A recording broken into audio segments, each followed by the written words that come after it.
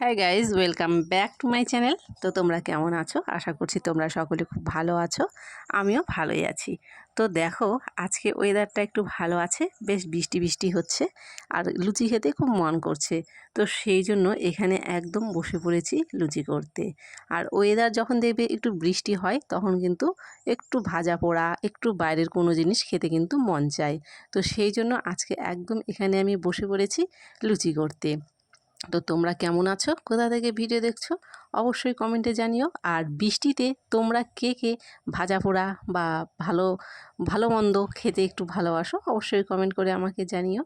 তো এইদিকে দেখো লুচি ভাজছি, আর অনেকটা লুচি এখানে আমি ভেজে নিয়েছি।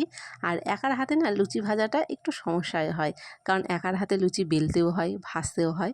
তো যাই হোক, হেল্প করার কেউ না থাকলে এটা নিজেকেই করতে হয়। আর এভাবেই দেখো প্রত্যেকটা লুচি কিন্তু আমি একদম ফুলকো ফুলকো করে এখানে ভেজে নিয়েছি। আর লুচি করার আগেই কিন্তু আমি এখানে আলুর তরকারি করে রেখেছিলাম।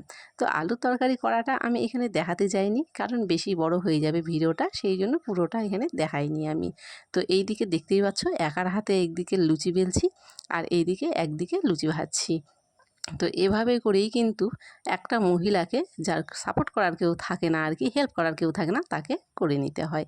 লুচি ভাজা হয়ে গেছে, তারপরে সব পরিষ্কার টরিষ্কার করে নিয়ে ভাবলাম একটু খেয়ে নিই। তো এখানে একদমই নিয়ে বসে পড়েছি আলুর তরকারি আর লুচি। তো আমি লুচি খেতে থাকি, তোমরা কমেন্ট করো, লাইক করো, শেয়ার করো ভিডিওটাকে, সাবস্ক্রাইব করো, আর কমেন্ট করে অবশ্যই বলো কেমন লাগলো আমার এই ভিডিওটা।